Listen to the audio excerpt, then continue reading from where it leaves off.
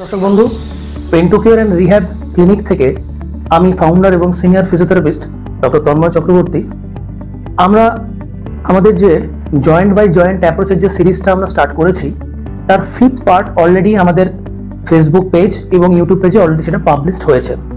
তো আমরা last joint by joint অ্যাপ্রোচে আলোচনা করতে গিয়ে যে জয়েন্টটা নিয়ে আমরা আলোচনা করেছিলাম সেটা হচ্ছে হিপ জয়েন্ট।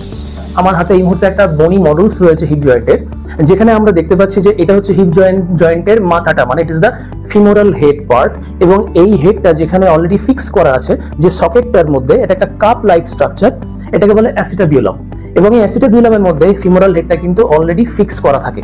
এবং এই জয়েন্টটা এতটাই স্টেবল জয়েন্ট যেটার স্টেবিলিটি প্রোভাইড করার জন্য এখানে মাসল ফাংশন কিন্তু খুব একটা প্রয়োজন হয় না। এর সারাউন্ডিংসে যে লিগামেন্টস গুলো রয়েছে এবং হিপ জয়েন্টের যে ক্যাপসুল যেটা রয়েছে সেটা ভীষণ ডেন্স, ভীষণ প্রোটেক্টিভ এবং হার্ড একটি স্ট্রাকচার, এবং সেই জন্য হিপ জয়েন্ট কিন্তু আমাদের শোল্ডারের থেকে অনেক বেশি স্টেবল জয়েন্ট, যদিও দুটোই বল এন্ড সকেট জয়েন্ট। তো আমরা এর আগে আলোচনা করেছিলাম হিপ জয়েন্টের মুভমেন্ট নিয়ে, এবং আমরা বলেছিলাম যে আমরা হিপ জয়েন্টের যদি অস্টিওআর্থ্রাইটিস যদি হয়, অ্যাঙ্কিলোজিং স্পন্ডিলাইটিস যদি হয়, বা অন্যান্য কন্ডিশনগুলোতে যেখানে হিপ জয়েন্টের মোশন রেস্ট্রিক্টেড হচ্ছে, সেটা কিন্তু শুধুমাত্র যে হিপ জয়েন্ট বা তার চারপাশেই যে ব্যথা তৈরি করে তা নয়, সেটা কিন্তু একসাথে আমার বাটাক অ্যান্ড নি এবং লোয়ার ব্যাক, এই তিনটে স্ট্রাকচারকে একসাথে কিন্তু এফেক্ট করতে পারে। তো আজকের ভিডিওতে আমরা দেখব কি কি এক্সারসাইজ আপনারা করতে পারেন বাড়িতে বসেই।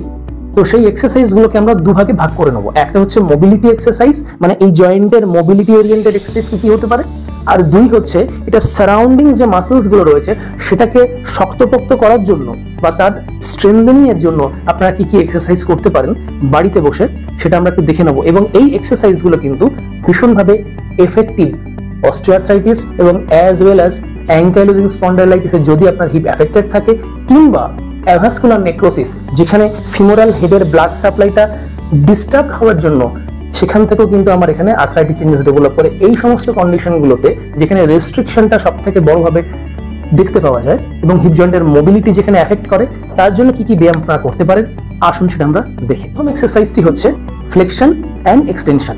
সেক্ষেত্রে যদি আমি এক্সারসাইজ করতে যাই, আমি একটা সাপোর্ট আমি নেব, এবং এখানে আমি সাপোর্ট হিসাবে একটা চেয়ার আমি ইউজ করছি। তো মনে করা যাক আমার লেফট সাইডের হিপ জয়েন্টটা মোশন রেস্ট্রিক্টেড আছে। যে মুভমেন্টটা করব কোমরের হাত রেখে, this is called flexion and extension, flexion and extension. এবং এই মোশনটা কিন্তু একবারে হবে, it's like a swing motion, একটা পেন্ডুলাম মোশনের মতন। আমরা পেন ফ্রি রেঞ্জে আমরা করব, এমন নয় যে খুব ভিগোরাসলি আমাকে করতে হবে বা ইন রেঞ্জে বেশি মুভমেন্ট করতে হবে, অ্যাজ পার ইয়োর কমফোর্টেবিলিটি, মানে আপনার যে যতটা মুভমেন্টে আপনি পেন বা অসুবিধা অনুভব করছেন না তার মধ্যে এই মোশনটা আপনার অবশ্যই পারফর্ম করবেন। তো সামনের দিকে যখন নিচ্ছি সেটা ফ্লেকশন, এবং পিছনের দিকে যখন নিচ্ছি সেটা এক্সটেনশন। এই মুভমেন্টটা আপনারা অলরেডি 20 থেকে 30 বার অ্যাট এ টাইম অবশ্যই করতে পারেন। This is number 1 exercise. এইবারে আমরা দ্বিতীয় এক্সারসাইজের দিকে যাব। দ্বিতীয় এক্সারসাইজটা হচ্ছে সেম পজিশনে আমরা দাঁড়াবো এইভাবে সাপোর্ট নিয়ে, এবং এটাকে বলে অ্যাবডাকশন অ্যান্ড অ্যাডাকশন। কিভাবে করতে পারি? Side motion. দেখুন এই যে side motion, it is also like swing movement, মানে একটা পেন্ডুলার মোশনের মতন হবে, অ্যাজ পার ইয়োর কমফোর্টেবিলিটি। সাইডে এবং ভেতরের দিকে, সাইডে এবং ভেতরের দিকে। যখন আমি সাইডে নিচ্ছি এটা অ্যাবডাকশন, যখন ভেতরের দিকে আসছে তখন সেটা অ্যাডাকশন। এটাও আপনারা 20 থেকে 30 বার অবশ্যই করতে পারেন।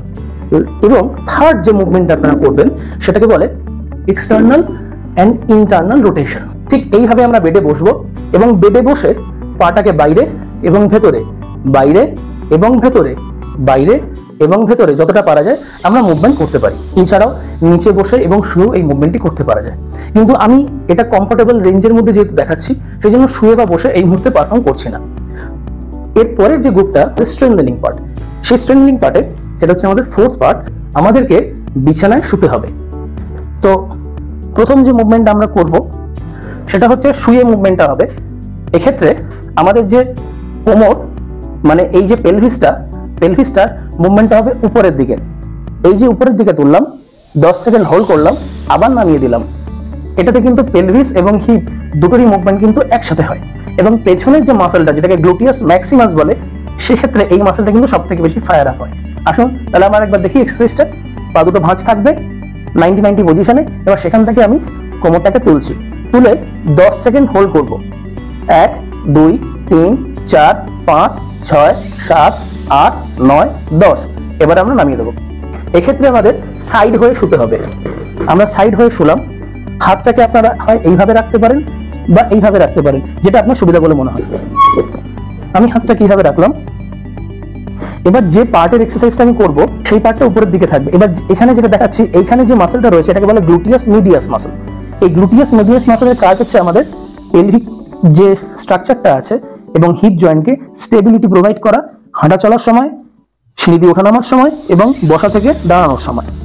তো এই মাসলটাকে আপনারা কিভাবে জোর বাড়াতে পারেন, ঠিক এইভাবে উপরে ওঠানো, কিছুক্ষণ ধরে রাখা, আবার নিচের দিকে নামানো। এই মাসলটার কিছু কিছু ফাইবার থাকে, যদি আপনি পেছনের দিকের ফাইবারটাকে একটু মুভমেন্ট মানে অ্যাক্টিভেট বা স্ট্রেনথেন করতে চান তাহলে পায়ের মুভমেন্ট একটু পেছনের দিকে হবে এবং উপরের দিকে হবে। যদি আমরা মিডল ফাইবারকে যদি অ্যাক্টিভেট করতে হয় তাহলে সোজাভাবে, আর যদি অ্যান্টিরিয়র ফাইবারকে অ্যাক্টিভেট করতে হয় তাহলে সামনের দিকে রেখে আপনারা করতে পারেন। সেম উঠিয়ে 10 সেকেন্ড হোল্ড করব এবং নামিয়ে দেব, আবার মাঝখানে রেখে 10 সেকেন্ড হোল্ড করব এবং নামিয়ে দেব, আবার পেছনে রেখে উঠাবো, 10 সেকেন্ড হোল্ড করব এবং নামিয়ে দেব। এই মাথায় রাখবেন, এই গ্লুটিয়াস মিডিয়াস যে মাসলটি রয়েছে এর অ্যাক্টিভেশন এবং স্ট্রেংথেনিং হাঁটু ব্যথা, কোমরে ব্যথা এবং অ্যাজ ওয়েল অ্যাজ হিপ জয়েন্টের অসুবিধার জন্য ভীষণভাবে ইম্পর্টেন্ট। আপনারা এই এক্সারসাইজগুলো আপনারা বাড়িতে বসে পারফর্ম করতে পারেন। যদি কোনো এক্সারসাইজ করতে যদি কোনো আপনাদের অসুবিধা হয় বা প্রবলেম হয় তাহলে অবশ্যই নিকটবর্তী ফিজিওথেরাপিস্ট ডক্টরের সঙ্গে কনসাল্ট করবেন।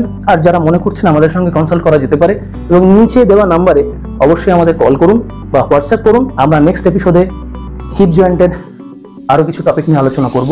দেখতে থাকুন আমাদের page pain to cure and rehab এবং এই জয়েন্ট বাই জয়েন্ট সিরিজটাকে আপনারা অবশ্যই ফলো করুন।